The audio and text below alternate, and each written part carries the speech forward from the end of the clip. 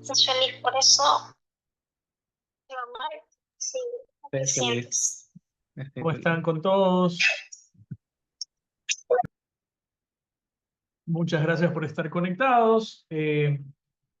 Parar algo acá. Bueno, ¿cómo están? Mi nombre es Carlos Cedeño, ya me conocen algunos. Dirijo usualmente las sesiones Smart X. Muchas gracias una vez más por estar conectados acá. Y bueno, en honor del tiempo, vamos a empezar. Solo para recordarles que en esta sesión vamos a hacer una pequeña recapitulación, ¿verdad? De lo que veníamos haciendo en sesiones pasadas, que era leer el libro Deep to Learning, ¿ok?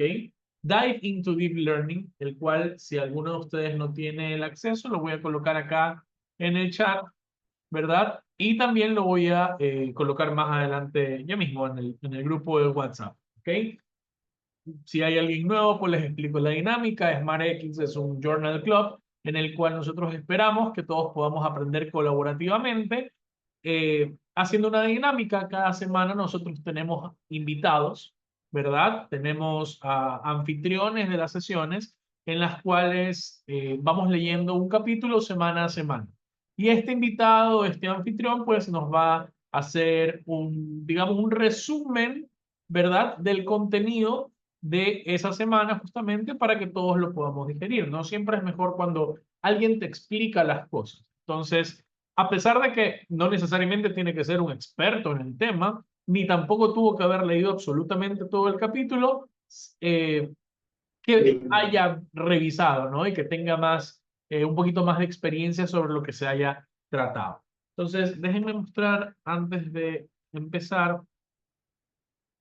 Ahí en pantalla les estoy compartiendo lo que es el libro de Dive into Deep Learning, que es un libro totalmente en línea, gratuito, ¿verdad? Que se puede acceder. Nosotros hemos revisado ya hasta el capítulo número 5, ¿verdad? Todo lo que es introducción a Machine Learning, inteligencia artificial, todo lo que son redes neuronales básicas, ¿ok? Tanto para regresión como para clasificación. Y a partir de este capítulo y el siguiente capítulo, pues ya empezamos a ver cosas un poquito más complejas, como redes convolucionales, más abajo ya redes recurrentes. Por el capítulo 15 vamos a ver procesamiento natural del lenguaje, etcétera, ¿no? Entonces es un largo camino, aunque tenemos por recorrer con este libro, pero pues por algo se empieza. Por algo se empieza. Entonces, si ustedes quieren ver las sesiones pasadas, tenemos el canal en YouTube, que también es SmartX Journal Club, y ahí están las sesiones pasadas. Entonces, nosotros tratamos de hacer cada viernes o cada 2 viernes una sesión para revisar uno de estos capítulos y eventualmente cada mes también tenemos una charla sobre inteligencia artificial o alguna aplicación importante que pues tengamos, ¿no? Pero ya estoy por anunciar la siguiente Smart Talk, eso ya después lo coloco en el grupo.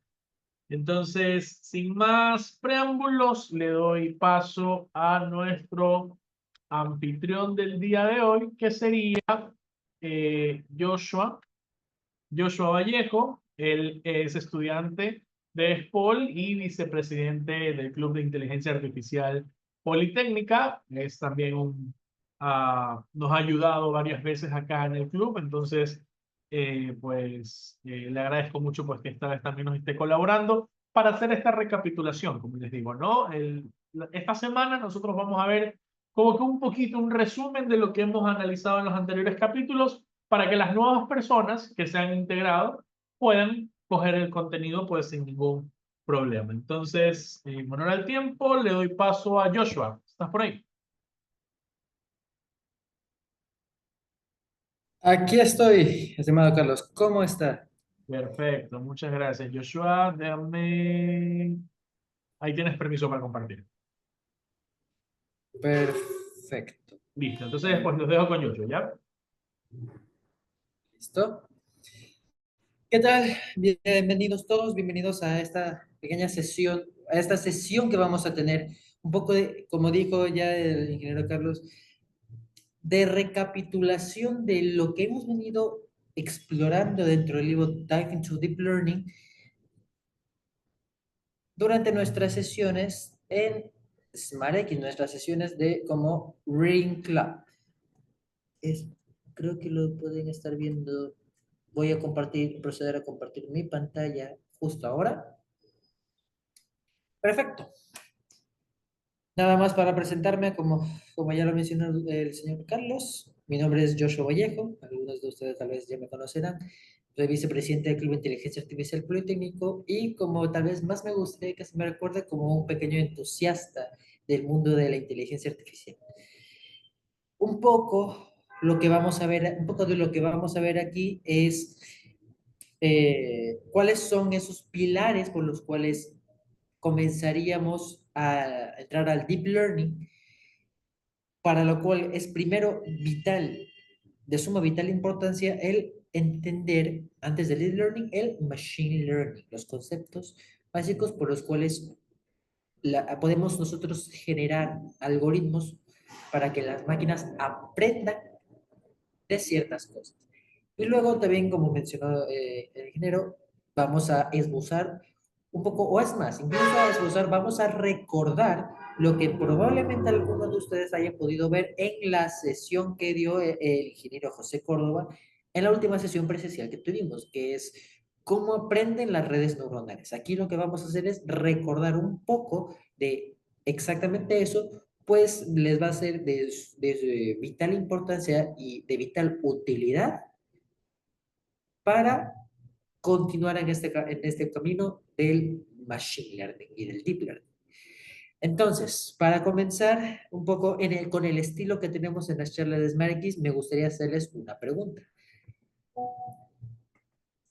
Y es, ¿cuál es el proceso de aprender? ¿Okay? A mí me gusta que sean un estilo de charlas. Normalmente aquí en SmartX nos manejamos bastante con la iniciativa de las personas. Y primero me gustaría lanzarles esta pregunta a todos ustedes, a mi estimado público. Pueden responderla por chat o pueden abrir su micrófono, pueden levantar su mano y responder cuál para ustedes creen que es el proceso de aprender a nivel global. Aún no estamos involucrados dentro de máquinas, pero a nivel humano, ¿cuál es el proceso de aprender? ¿Cómo nosotros aprendemos algo? ¿Alguien por ahí? Tal vez, Sebastián Mites, si estás por ahí. Ah, sí, hola. Pues para mí el proceso de aprender es el proceso que nos toma poder analizar un tema y poder después realizar o ejercicios o ponerlo en práctica en el futuro. Ahí tienes un buen punto. Algo es poder analizar algo para poder tomar decisiones en el futuro. Eso es parte del proceso de aprender. Tal vez con Anthony Santa Cruz, ¿estás por ahí?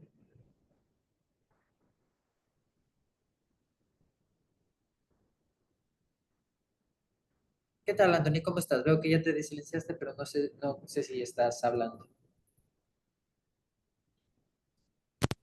Hola, Ahí está, ahora te escuchamos. allá. Decía, el proceso de aprender podría tal vez estar relacionado con el hecho de que otra persona te enseña lo que ya conoce y que tú no conoces para que luego tú lo puedas desarrollar o poner en práctica de alguna u otra manera. Eso me gusta, me gusta. Es aprender a partir de algo que ya está establecido para luego hacerlo como tu conocimiento propio. ¿No es así? Es bastante acertado. Vamos a ver, Anthony, que hay algo muy parecido a lo que acabas de decir dentro de estos conceptos fundamentales de Deep Learning. Y tal vez una persona más, tal vez Kerly, estimada Kerly, Kerly Cervantes. Hola, ¿Qué pues tal? aprender es como que adquirir un conocimiento y en base a eso tú puedes tomar alguna decisión y obviamente eso te sirve como un contexto, ¿no? Para próximas, no sé, próximas experiencias o próximos acontecimientos en la que tú ya tengas un contexto y sepas cómo responder, ¿no? Es eso, adquirir conocimiento. Me gustan esas palabras, me gustan las palabras contexto, me gustan las palabras de adquirir conocimiento, también para usarlo en el futuro. Muchísimas gracias a todos chicos por su opinión. Y es que para condensar sus ideas, el proceso de aprender en su forma más elemental lo podríamos definir, o yo sugerí definirlo, podríamos definirlo como el proceso por el cual nosotros recibimos información de nuestro medio, es decir, nosotros podemos recibir información a través, por ejemplo, de nuestros sentidos. Podemos aprender tal vez por nuestras experiencias, podemos aprender a través de la razón, a través de la emoción o a través de la fe. Es recibir esa información del medio en el que nos encontramos, analizarla, y analizarla por decir es una frase de extraer información útil de eso que nos acaba de ingresar, o sea, de ese conocimiento que acabamos de ingresar y esa información transformarla en conocimiento para nosotros guardarla y poder aplicarla de ahora en adelante para nuestras futuras decisiones. ¿Ok? Es un poco condensado todo lo que ustedes me han mencionado. Ese es el proceso de aprender. Eso, así es como lo hacemos nosotros los humanos. Nos veo algo aquí en el chat. Interiorizar los pasos de una acción por repetición. También, Christopher. Interiorizar de acción por repetición. De hecho, ya vamos a ver que eso sucede bastante en las máquinas. Entonces, ese es el proceso que siguen los humanos, que seguimos los humanos para aprender. Pero ahora, ¿qué ocurriría si intentamos replicar ese proceso de aprendizaje en un algoritmo, en una máquina, para liberarnos de todas las limitaciones que tiene el ser humano, que tiene el cerebro humano especialmente? ¿Sí? Porque nosotros podemos tender a olvidar cosas, podemos no notar patrones que en realidad están ahí. Es muy difícil nosotros recordar cosas históricamente, mientras que para una máquina lo único que tiene que hacer es consultarla en su base de datos. ¿Ya? ¿Qué pasa si nosotros intentamos aplicar este proceso de aprender en las máquinas? Pues con esta pregunta es que nació el concepto de Machine Learning o el aprendizaje automático. Se dice que el aprendizaje automático, también conocido como Machine Learning, es un campo de la informática que permite a las máquinas aprender de los datos sin ser programadas explícitamente. Es decir, no estamos hablando de algo determinista, como algunos de ustedes habrán visto en fundamentos de programación. Nosotros nos piden, ok, queremos que nuestro programa haga esta función. Entonces lo que hacemos es programar esa función para que corra en el programa. En el aprendizaje automático no hacemos eso. ¿Por qué? Porque estamos hablando de una infinita cantidad de casos que pueden ya sea variar un poco. ¿Ok? Entonces no vale o no es factible ir programando un funcionamiento para cada distinto caso, sino podemos decirle, hey, aprende en base a esto, qué es lo que tienes que hacer para así tomar decisiones en el futuro. ¿Okay? Y dice, el Machine Learning es un tipo de inteligencia artificial que se centra en el desarrollo de algoritmos que pueden aprender de los datos y hacer predicciones, como ustedes decían, hacer predicciones, tomar decisiones para el futuro. ¿Okay? Ahora, ¿cómo conseguimos hacer esto? Esta también es una muy buena pregunta. ¿Cómo conseguimos hacerlo? Para eso, es que vamos a ver nuestra primera clasificación de aprendizaje automático, que se le conoce como el aprendizaje supervisado. Nos dice que el aprendizaje supervisado es un tipo de machine learning en que el algoritmo se entrena con un conjunto de datos etiquetados. Ok, ¿a qué se refiere primero con datos etiquetados? ¿Alguno que haya escuchado antes este término de datos etiquetados? ¿O qué se le vendría a la mente con esa palabra, con datos etiquetados?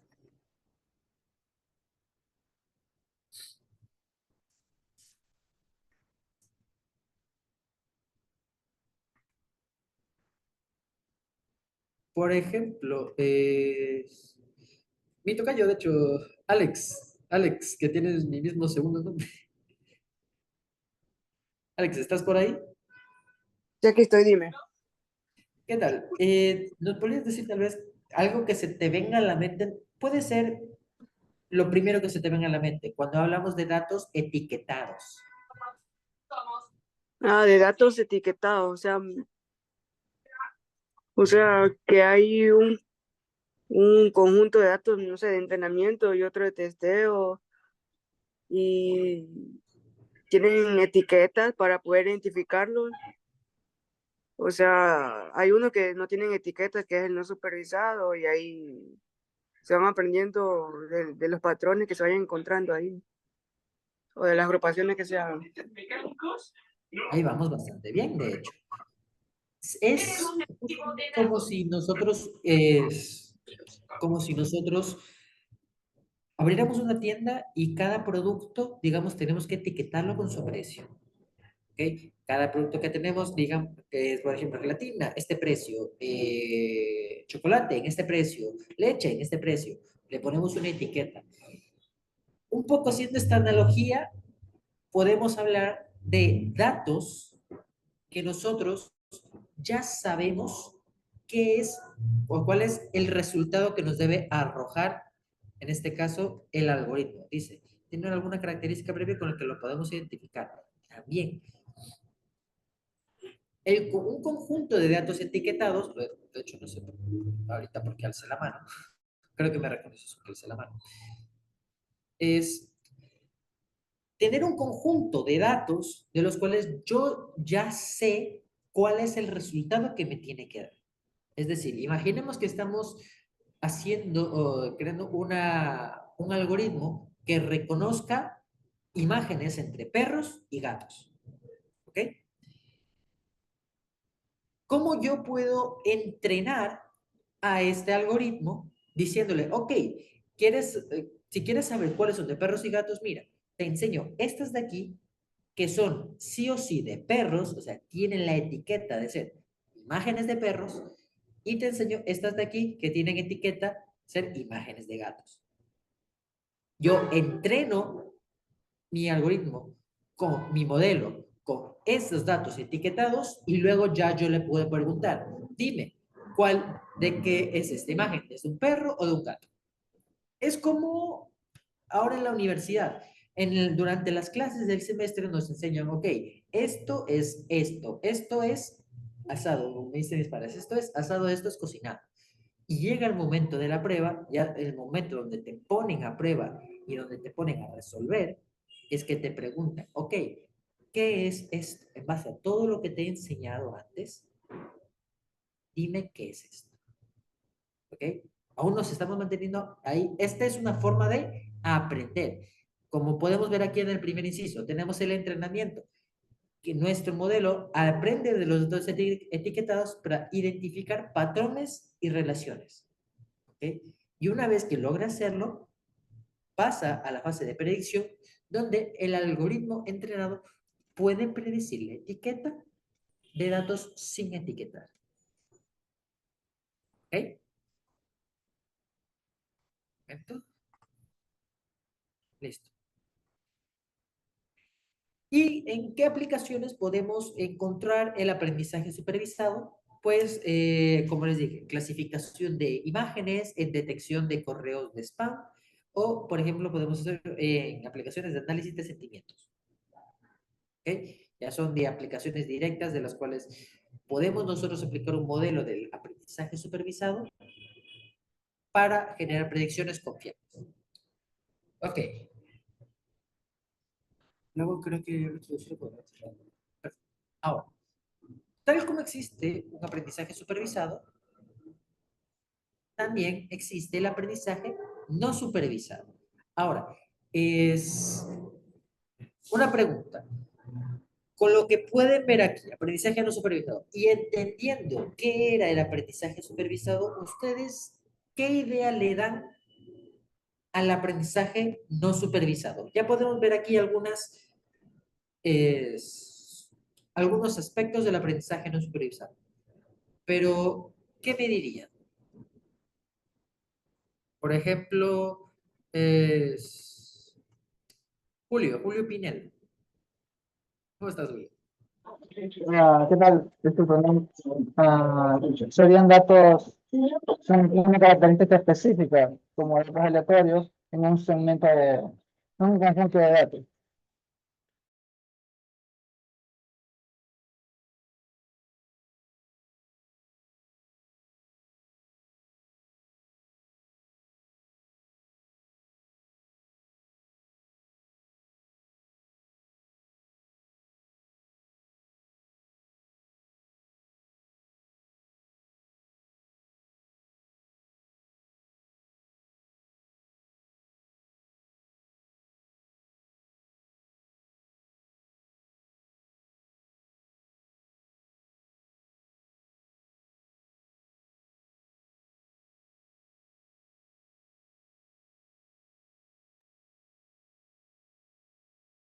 Creo que Joshua tuvo algún problema de conexión. Ya vamos a ver qué está pasando. Sin embargo, consideremos esto como una pequeña, un pequeño receso para comunicarles de que, bueno, para los que no estuvieron en la sesión presencial, tenemos algunos proyectos en los cuales nos interesaría que ustedes como estudiantes, ¿verdad? Se involucren desde tempranas etapas para justamente que esto les sirva tanto como aprendizaje, como una forma práctica de poner todos estos conocimientos que a veces uno dice, chuta, se queda muy teórico, ¿no?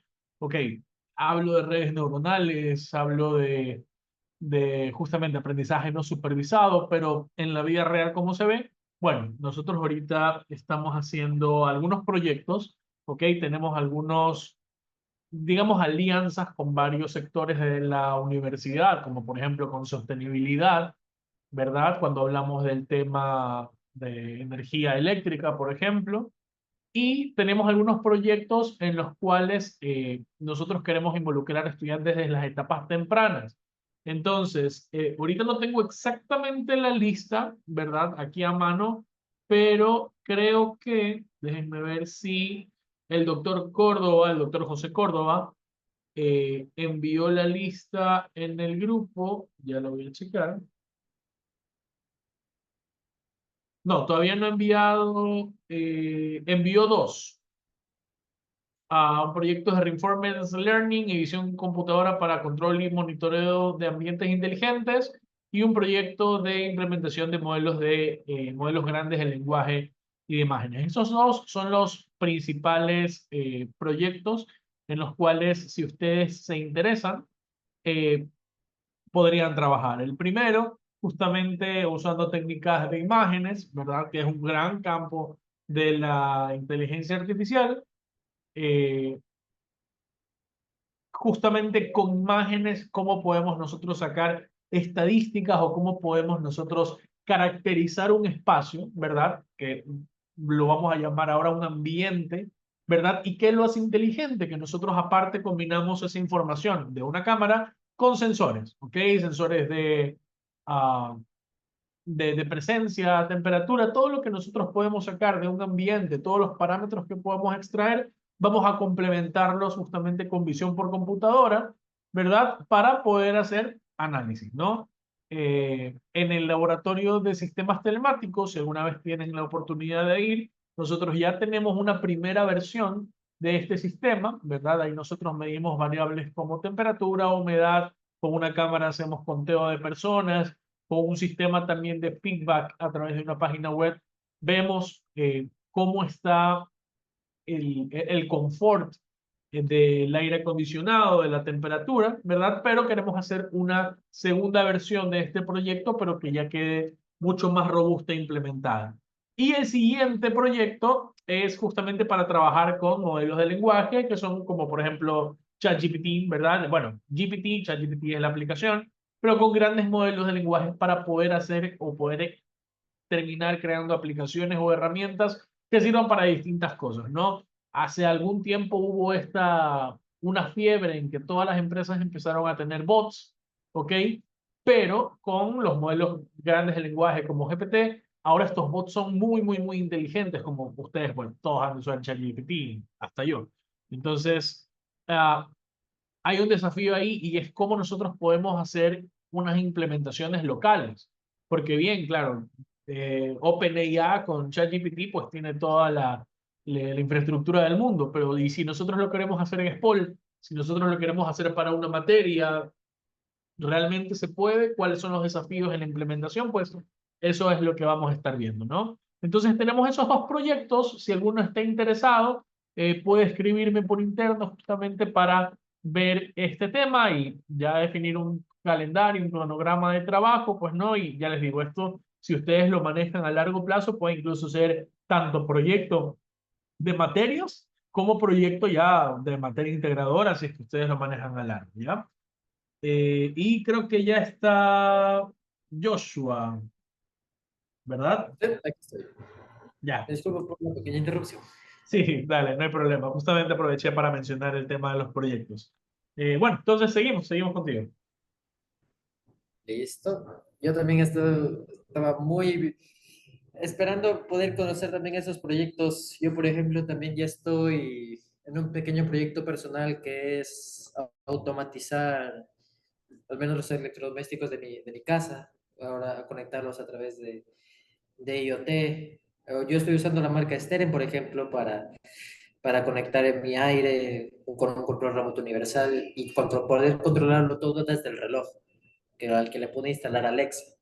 Entonces es un proyecto entusiasta, justo para los entusiastas que quieran involucrarse, por ejemplo, en proyectos como los que habló ahora nuestro estimado Carlos. Entonces, donde me quedaba, donde justamente nos estaba conversando Julio, aprendizaje no supervisado. Aquí ya no tenemos etiquetas. Como antes lo hablaba, en el aprendizaje supervisado les damos datos etiquetados, pero en el aprendizaje no supervisado los datos no van a ser etiquetados. Vamos a tomar otro camino. Habla de que el algoritmo se entrena con un conjunto de datos, eso, sin etiquetas, con estilo, puede ser estilo de clustering, de reducción de dimensionalidad y también, bueno, sus distintas aplicaciones. El clustering sería que el algoritmo identifique grupos de datos con características similares. ¿Okay? Había escuchado algo sobre esto antes, ahora que lo recuerdo. Bueno, sí, ya me acordé, es para cuando vi estadística. De hecho, tiene bastante sentido estadístico. Es con distribuciones hipergeométricas también. El clustering se basa para identificar grupos con características similares. Luego está también la reducción de dimensionalidad, es el proceso por el cual el algoritmo reduce la cantidad de variables en un conjunto de datos mientras conserva la información relevante. De todos los datos que le están ingresando, toma solamente los más importantes y aprende en base a ellos. ¿Y en qué aplicaciones podemos encontrar el aprendizaje no supervisado? Pues podemos tomar una segmentación de clientes para decisiones de business intelligence, detección de anomalías, por ejemplo, o incluso el propio análisis de datos. Porque ya sabemos que no podemos como que darles etiquetas deterministas a este tipo de aplicaciones, pues lo ideal sería el aprendizaje no supervisado. ¿Ok? Entonces, continuando, justamente vamos a 8:40. Para hacer un pequeño resumen, entonces, de las diferencias entre el aprendizaje supervisado y el no supervisado, podemos quedarnos con esta diapositiva. Tenemos que en el aprendizaje supervisado, datos etiquetados, el objetivo de estos modelos es predecir una etiqueta y como ejemplos podemos tener la clasificación de imágenes.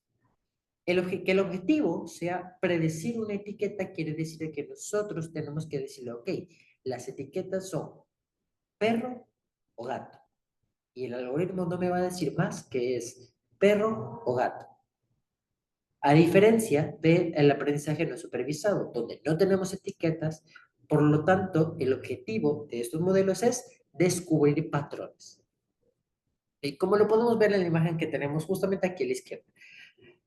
Hay buenas imágenes, hay buenos resúmenes también de los conceptos más profundos en lo que respecta a los algoritmos y a cómo ocurre este aprendizaje. Y a eso también nos vamos a meter. De eso también vamos a hablar. Justamente, bueno, claro, después ya sabemos que las aplicaciones del aprendizaje supervisado, podemos identificar enfermedades a partir de imágenes médicas, opiniones de clientes o identificar transacciones en tiempo real, solo por expandir los ejemplos que ya teníamos. Para la segmentación de clientes podemos agrupar clientes con comportamientos similares, identificando patrones, atendiendo justamente a la naturaleza del aprendizaje no supervisado de ver patrones. Y por último, la detección de anomalías para identificar patrones inusuales en datos que puedan generar un ataque o una falla. De hecho, una aplicación que justamente para la detección de anomalías se me viene a la mente es en casos, por ejemplo, cuando nosotros manejamos un servidor de datos, ¿ya? Poder tener uno de estos algoritmos corriendo para poder identificar cuando el tráfico tiende a una alza mucho más alta de lo normal, lo que normalmente puede dar inicio, puede ser una pista para el inicio de un ataque de DOS o de negación de servicio. Es cuando los hackers usan una red masiva de computadoras para enviar muchas solicitudes a un servidor, ¿ya? Haciendo que se caiga, o sea, copando su tráfico y haciendo que se caiga. Si tuviéramos un algoritmo que pudiera predecir lo suficientemente rápido un ataque de estos, podríamos evitarlo y nos podrían contratar empresas que estoy seguro van a necesitar ese tipo de seguridad.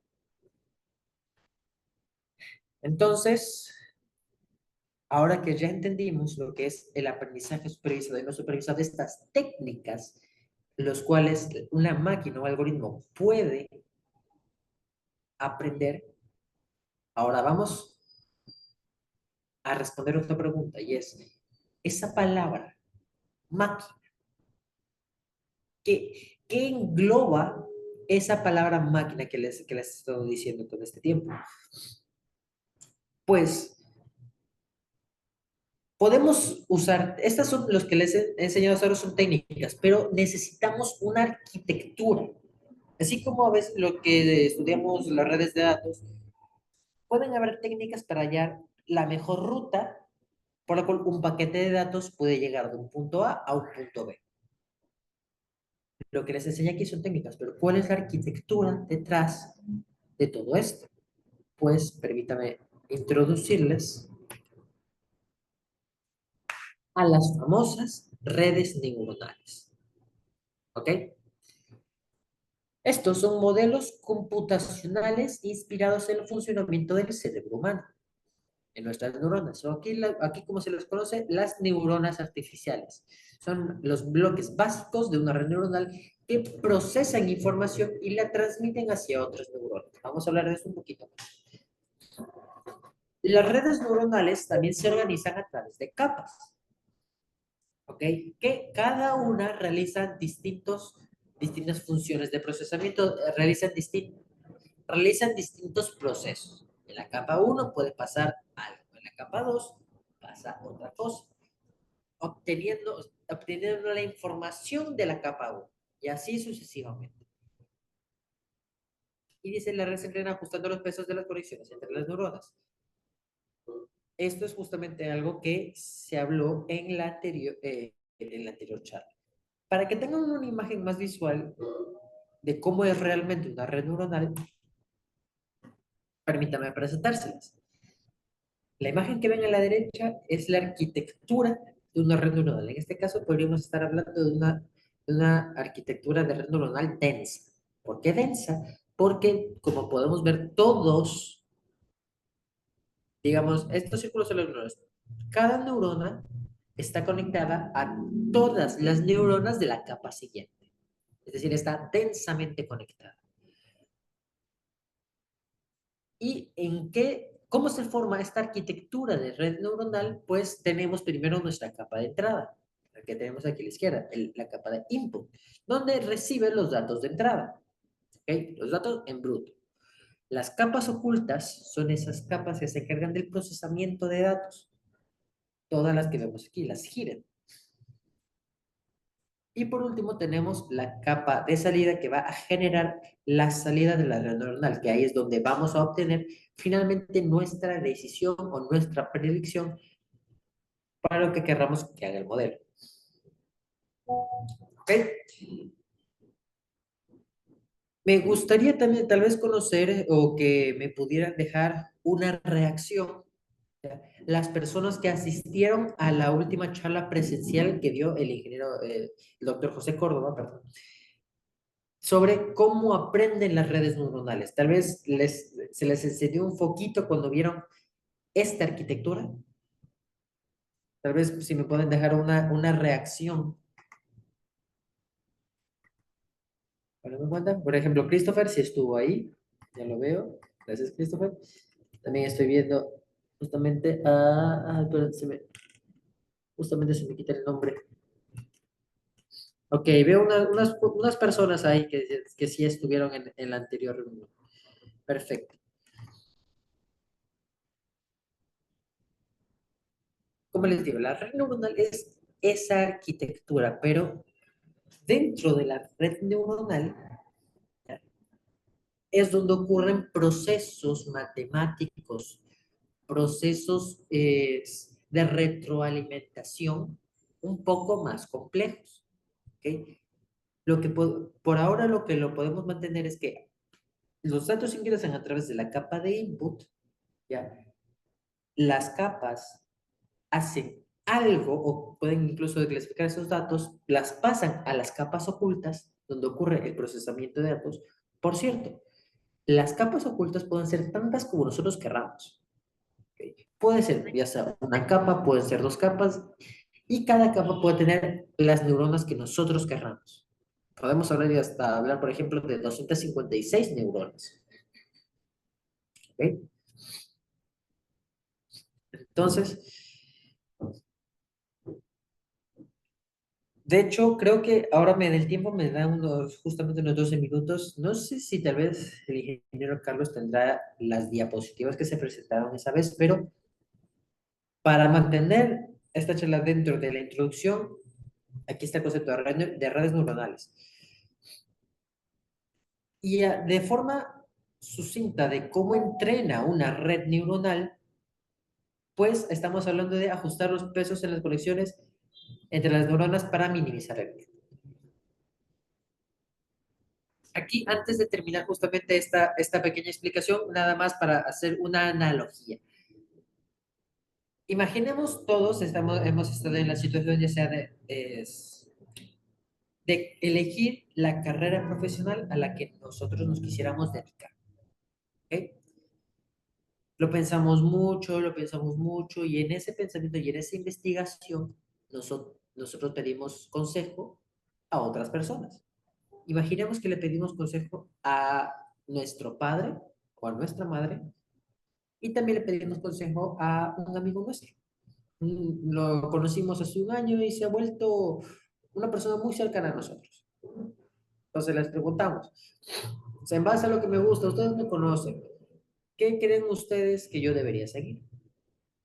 Entonces, imaginemos que ya sea su padre o su madre les dice, ok, sigue ingeniería en telemática en la escuela.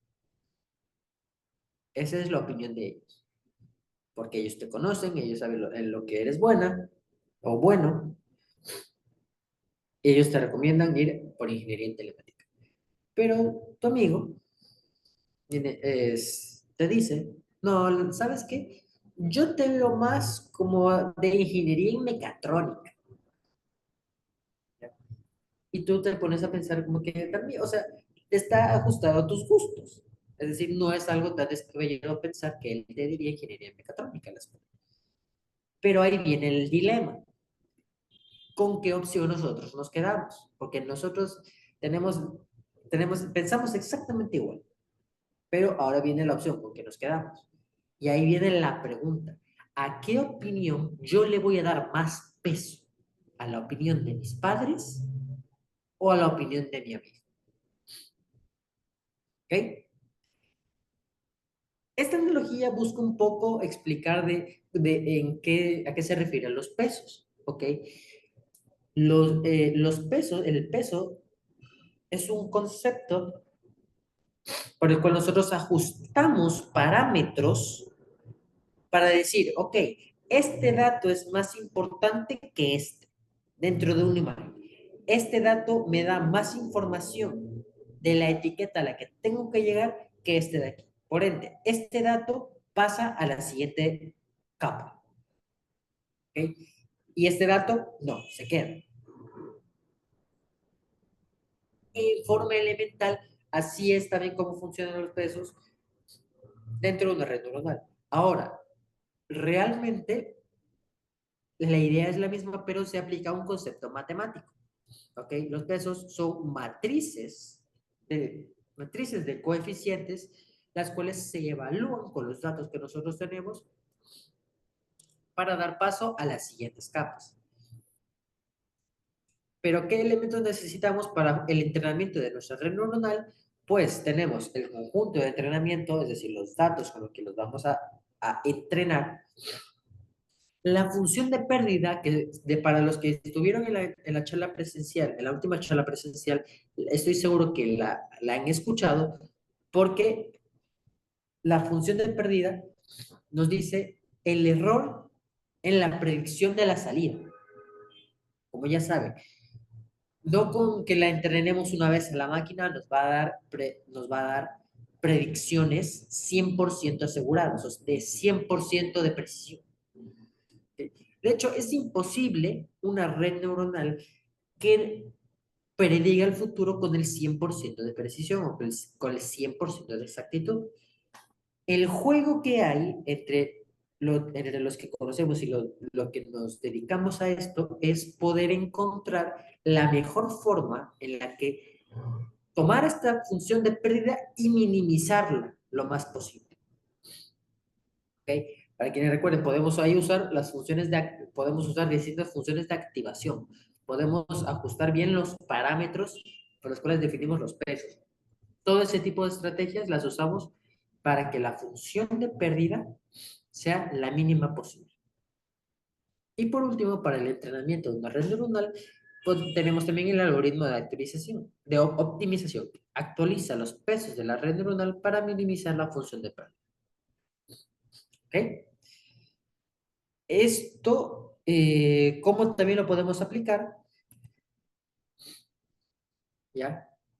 Podemos ver también sus desafíos. De hecho, muchos de los modelos actuales, por ejemplo, como algunos de los modelos que mencionaba el ingeniero Carlos, o por ejemplo, uno en el que yo me estaba trabajando, que era un modelo de red neuronal para identificar neumonía en imágenes de rayos X de tórax. Eso también era una red neuronal, estamos usando una red densa también. Y es parte de una de las aplicaciones que pueden tener justamente este tipo de arquitecturas. Tenemos una alta precisión, una capacidad de aprendizaje y la adaptabilidad, porque como ya les dije, las redes neuronales pueden ser tan grandes como nosotros queramos, pero eso implica grandes desafíos, como los conjuntos de datos que necesitamos para entrenar esas redes neuronales. Necesitamos que sean los datos más pulidos posibles. El tiempo de entrenamiento, porque como incluso ya sabrán, ChatGPT duró en entrenarse cerca de, creo que era o 2 o 5 años, solo en entrenamiento. Solo en entrenamiento. Así de grande es ese modelo. Por último tenemos, y como desafío, la interpretabilidad. ¿Ok? ¿Cómo llegamos a interpretar los datos o las predicciones de la red neuronal? Incluso cómo la red neuronal llega a interpretar los datos que nosotros le enviamos. ¿Ok? Esto es como en global, una introducción a los conceptos más básicos, bueno, los más que básicos, los conceptos elementales para ir al deep learning. Varios de los capítulos de los que hemos trabajado, bueno, de hecho, perdón, creo que por un segundo dejé de compartir la pantalla. Ok, ese fue, perdón, ese fue un error mío. Creo que para la pantalla nos habíamos quedado justamente aquí. Ok. La arquitectura de una red neuronal ya la tenemos. Como les decía, el entrenamiento de una red neuronal, no puedo creer que no haya compartido la pantalla.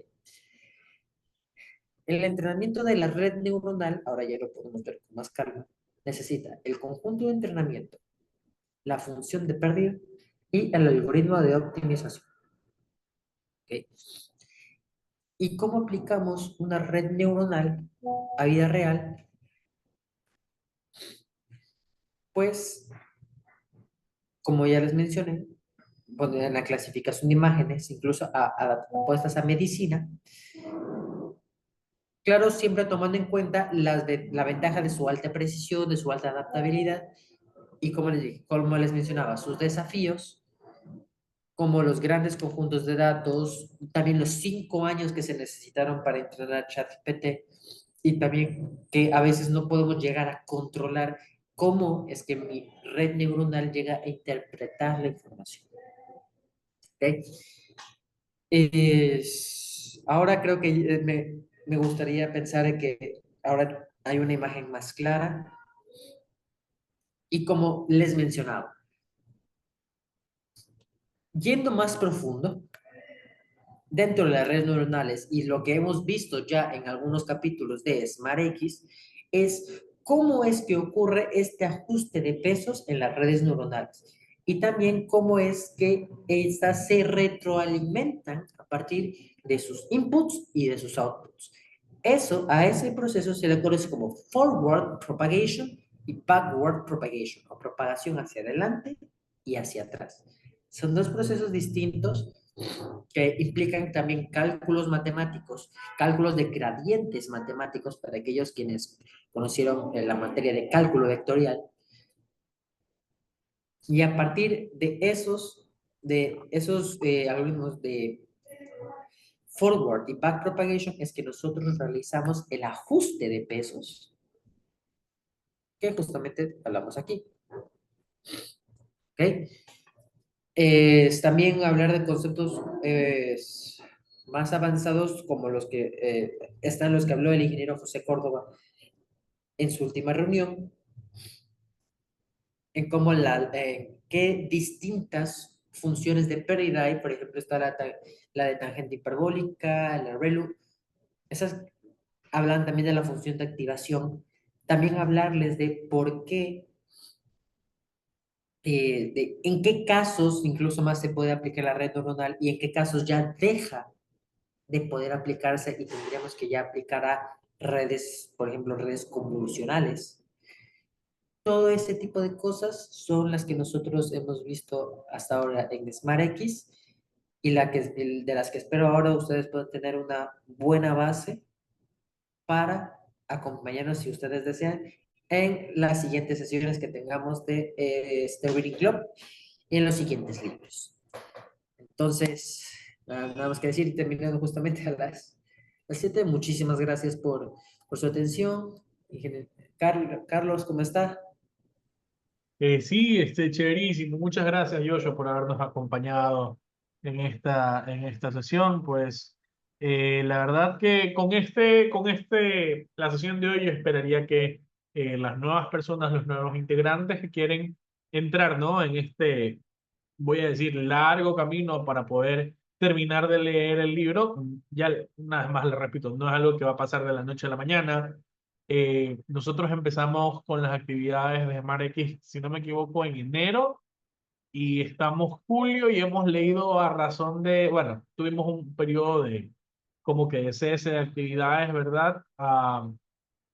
Por distintas razones, pero es como que hubiéramos leído un capítulo por mes, más o menos, ¿no? Entonces, a pesar de que hemos tenido charlas, no tanto mensuales, pero sí semanales.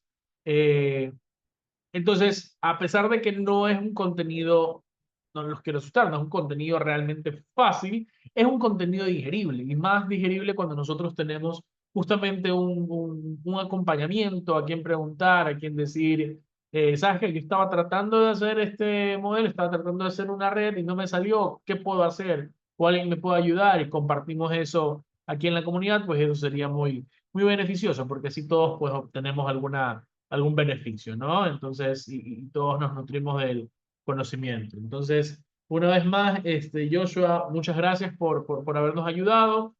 Eh, Pueden escribirme si están interesados por el tema de los proyectos, pueden escribirme abiertamente, justamente para ver este tema, ¿verdad?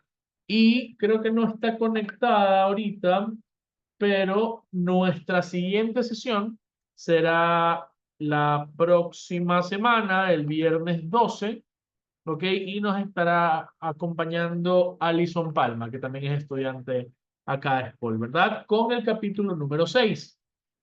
El capítulo número 6 es, si ustedes lo ven, es cómo crear, ¿ok? Cómo ya llevar todo lo que hemos hablado a código. ¿Ok? Se le dice el capítulo 6 es el Builder's Guide y ahí vamos a hacer como que las primeras aproximaciones a código, ya para que ustedes puedan ver cómo se ve una red neuronal en código, pues y ya podemos hacer algún tipo de ejercicio, ¿no?